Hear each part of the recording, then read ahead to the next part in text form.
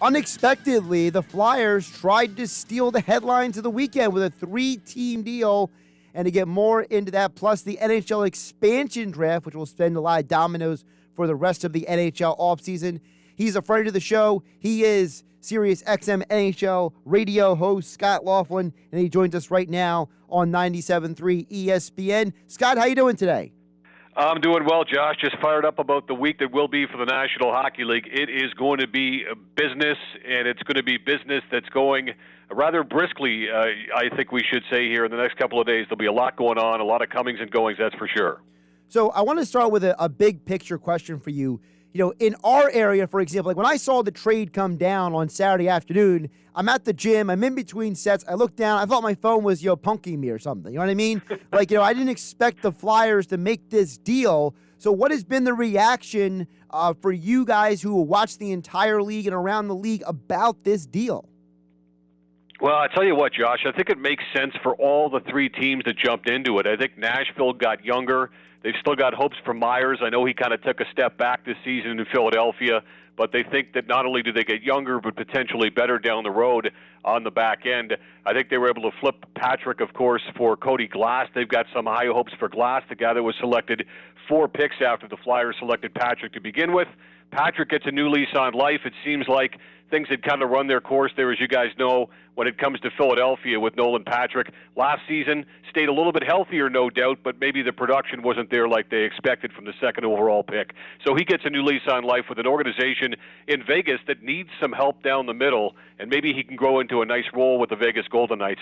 As for the Flyers, what they get is they get a veteran guy who's well-respected in the room, a guy that can play some major minutes in all different types of situations, a guy that you could probably plug in with Ivan Provorov. We talked about missing Niskanen and what that meant to Provorov, and he didn't necessarily have the season this past season that he had before that, and maybe took a step back himself. So I think not only do you add a veteran guy here, albeit it is a pretty big ticket here for the next 5 or 6 years or so on Ryan Ellis, but you've got a well-respected veteran guy that can play some minutes and really plug into that top pairing, I think, ultimately, with Ivan Provorov. So I think from a number of different standpoints, it works for all the teams that were involved. That's one of the things that Chuck Fletcher mentioned in his press conference, Scott, which is the fact that this is a guy who's locked in for next basically 5-6 years with the Flyers. And for them, that stability was important. I got to wonder for the Flyers, is this maybe something, Scott, where they said, look, we don't know if we can afford Dougie Hamilton. Is Seth Jones going to sign an actual long-term extension? And that Ellis was the best option for them long-term. No, I think that's bang on, Josh. And I mean, look, let's make no mistake about it. Their first priority was going to be Seth Jones, right? And when word came out that Seth Jones wasn't willing to extend with Philadelphia, just like he hasn't been willing to extend with Columbus, well, then obviously you're not going to make that deal. The only team that would really jump in and make that deal was a team that was maybe one player away from winning a Stanley Cup and a Norris Trophy caliber type defenseman in Seth Jones. Other than that, you want him to sign and extend and make sure that he's going to be there for years to come. He wasn't willing to do that for Philadelphia. I'm not sure who he's willing to do it for. Perhaps it's Chicago now because his brother Caleb was traded there from Edmonton last week.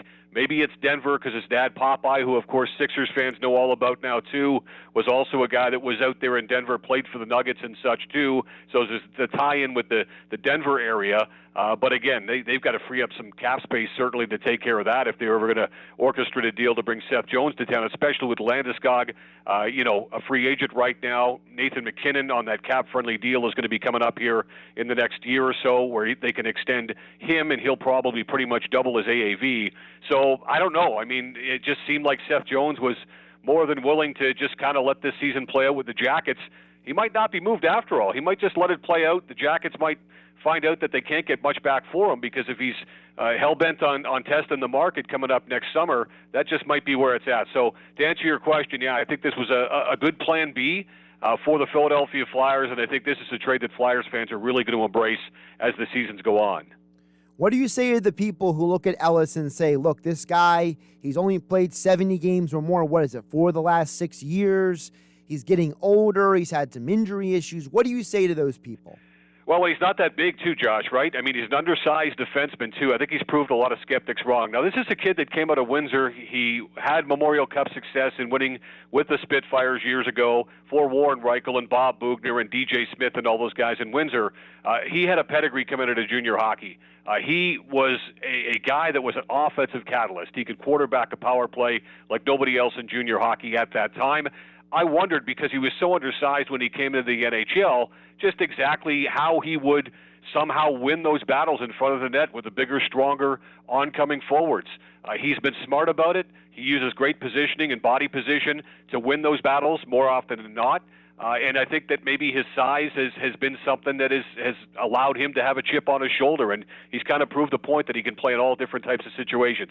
As for the injuries, yeah, let's make no mistake about it. I mean, that's a concern. The numbers are what they are, and he's missed some time. I think they would have done their due diligence as to where he's at physically, and they think that he's still going to be the guy that gets back to where he was a couple of years ago, too. So, look, I mean, staying healthy is a skill. I do a show with Mike Johnson each and every day on NHL Network Radio, and Mike played in the league for over 10 years, and he says it's a skill, and I believe him.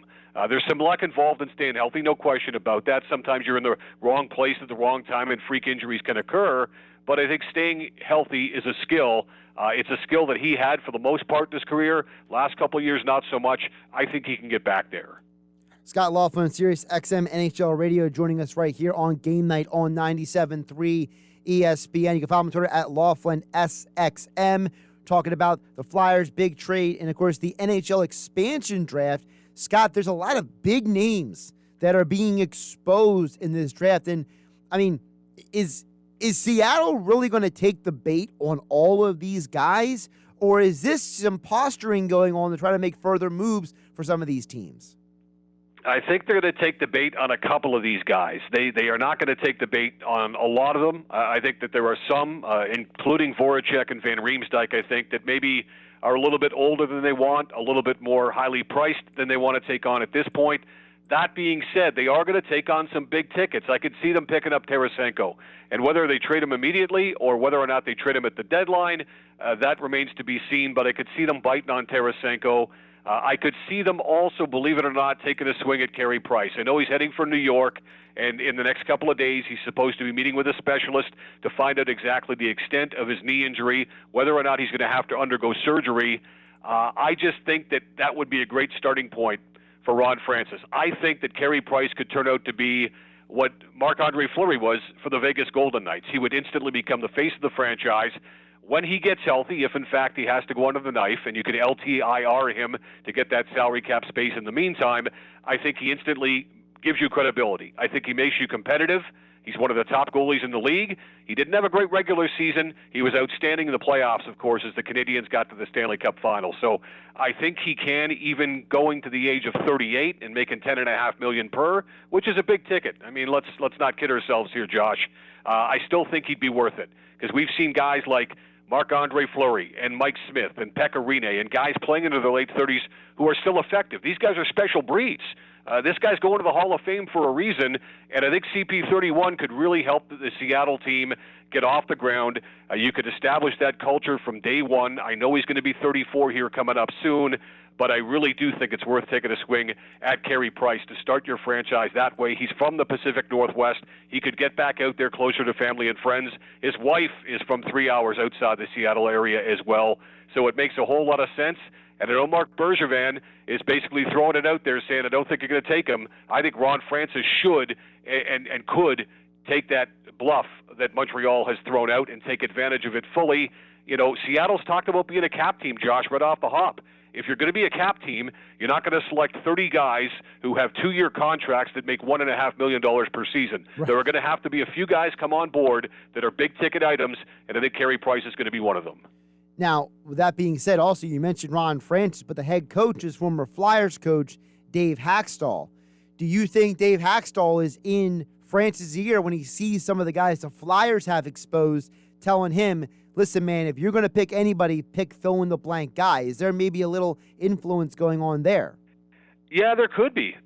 And, I've looked at the protected list and the unprotected for the Flyers. And as I said before, I mean, on the surface, obviously, with the pedigree of Van Riemsdyk, the pedigree of a Voracek, I mean, the Flyers would like to drop some contracts here, obviously. And if they could get Seattle to bite on one of those guys, I don't think they'd be all that upset about it, to be quite honest with you.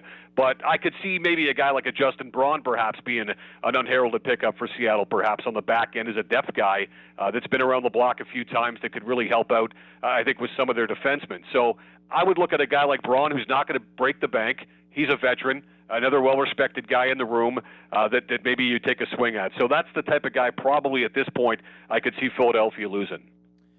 Now, you mentioned Tarasenko earlier. I've read and heard rumors, and you can expand upon this a little bit and maybe clear it up, that there's a possibility that the Seattle takes Tarasenko and then they grab him and hold him for somebody else. Now, we know the league is in this transaction freeze, so how exactly would that work if that does happen? Well, they would select them coming up on Wednesday night. Seattle can trade with anybody at any time. The league-wide freeze will come off on the 22nd, so the day after the expansion draft itself. But Seattle's sort of driving the ship here. They can make trades anytime they want to with any team out there. It's just that other teams have to sort of batten down the hatches here up until the 22nd before they can jump back in with all the other teams. So there has been that report out there. It wouldn't surprise me if they grab Tarasenko and he's not there for very long. Maybe they flip him because they've already had apparently some interest on Tarasenko. Seattle has, if in fact they go through and claim Tarasenko. Look, Tarasenko, 2 years, $7.5 million per, still left on his contract. The big question certainly is the shoulder. He's had 3 shoulder surgeries in the past 28 months, and there lies the issue between he and the organization. He felt like the organization didn't handle the injuries very well in terms of the surgeries and what they recommended. The trust is no longer there between Tarasenko and the medical staff in St. Louis. I think once you get to a point like that, Josh, and the Flyers have had a couple of situations over the years that have popped up like that, certainly, and I remember Dave Babich years and years ago with what happened there. Once you get to that point and that bond of trust is broken, I think that there's no turning back. So there's no doubt Tarasenko's as good as gone, whether it's St. Louis trading him or whether it's Seattle claiming him, keeping him, and or trading him as well, also remains an option. But if he's healthy, clearly, he could be the type of guy that could really help somebody. If the shoulders sound, I think he could be that guy. He scored 40 once. He scored 30-plus 4 different times. If he can get any of that back, certainly he'd be a great asset for Ron Francis. Scott Laughlin, SiriusXM NHL Radio, joining us here on Game Night on 97.3 ESPN at Laughlin, SXM on Twitter.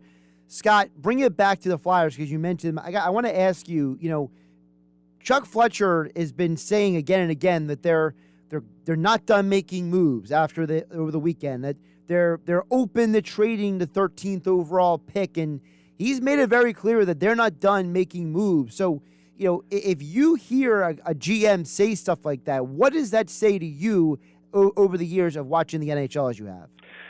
Well, if you're open to moving that 13th pick, that tells me that they're in a bit of a retool, not necessarily a rebuild. Far from it. They feel like they've still got some veteran pieces. And again, I know the captain's going into the final year of his contract, and beyond this, we're not quite sure about Claude Giroux. We know Voracek's got a couple years left at a rather big ticket himself and a big number. JVR, again, I'd be surprised if Seattle bites on JVR's contract as well. So I think he realizes that he's got some deals here on the books. And they've got some young guys that have clearly stepped up, like the Scott Laughtons of the world, certainly Joel Farabee, players like that they can build around here for years to come. And Morgan Frost, of course, at least right now, is still with the organization unless they decide to make something a little bit more monumental happen with that young prospect also. So I think right now they've got a combination of veterans and some youth sprinkled in. And Chuck Fletcher's made the decision that they're going to retool, and they're certainly far from a rebuild as far as he's concerned. The goaltending, obviously, each and every time we talk, Josh, we talk about the consistency that up until this point has kind of eluded Carter Hart. This is a huge offseason for him once again. It'll be important for him to come to training camp in the right frame of mind, to be healthy, to be productive, to get that confidence back. that the young goaltender, of course, has at times lost here in the last year or two. So whoever his running mate is, sounds like Ryan Elliott's probably as good as gone, that they might look elsewhere, and maybe Elliott moves on to his next stop in what has been a real good career, but he's kind of bounced around between team to team. I think regardless of what they go with, there's so much, once again, stop me if you've heard this before, Josh, but on the shoulders of Carter Hart once they get to training camp in September. Absolutely. And you got to think that they're going to keep addressing the defenseman position because of what happened last year. So, that's why it seems like to me more and more that, listen, if the Flyers are willing to make trades, they're willing to make moves, and they're putting these guys on the list of the way they are, it seems to me, Scott, that this is a team with a GM that's coming to the poker table, to use the analogy, and saying, hey, listen, I ain't telling you what's on my hand, but I'm willing to push chips to the middle of the table if I have to. Well, let's not forget, too, when you think about it, too, Josh, Chuck Fletcher's got a past history with Ryan Suter. Now, Ryan Suter's a hot commodity. I think he was totally blindsided by the fact that with, 4 years left on that lucrative contract that he signed so many years ago in Minnesota, that he was let go. He was bought out. Zach Parise, we weren't necessarily surprised about. Parise said afterwards, it's been the lowest point of my career this past season. I think he kind of expected to be released and to be let go, to be bought out. I think everybody was shocked that 36-year-old defenseman Ryan Suter was one of the guys that was bought out. Again, there are plenty of Suters. Boston comes to mind as a team that maybe Ryan Suter could hook up with. Certainly there are probably half the teams that would use a Ryan Suter and still value him at this later stage of his career. I think Philadelphia could be one of those as well. He'd be a great fit, and that familiarity going back to Minnesota with Chuck Fletcher perhaps would serve Philadelphia well if they can free up the funds somehow, some way to bring him in on a contract. Because as I said, with so many teams involved in the bidding process here, it's going to be about fit, but it's also going to be about money and term and what's available to Ryan Suter. Now, with all that being said, we know that just days after the expansion draft is the NHL draft. How much movement are you expecting to see happen from that Thursday 1 p.m. through the draft weekend for the NHL? Yeah, I think business will be really, really good in terms of transactions that are going to be made right after Seattle has their roster picked. Because then, again, the dust settles. You see who Ron Francis has selected. Now you can start to go back at him once the trade freeze comes off. In fact, you don't even have to wait for the trade freeze to come off. If you're Seattle, you can initiate trade talks with anybody, as I mentioned earlier to Josh, at any time. But I would expect there would be movement before the draft on Friday night. The draft itself is going to be totally bizarre. It's going to be surreal from the standpoint that other than the first rounders, and we've got a pretty good idea as to who's going to go top 10 first rounders to boot, the scouts just haven't seen these players because of the pandemic. The Ontario Hockey League did not have a season. The Quebec Major Junior Hockey League pieced together some sort of a season, didn't hand out a championship trophy at the end of it.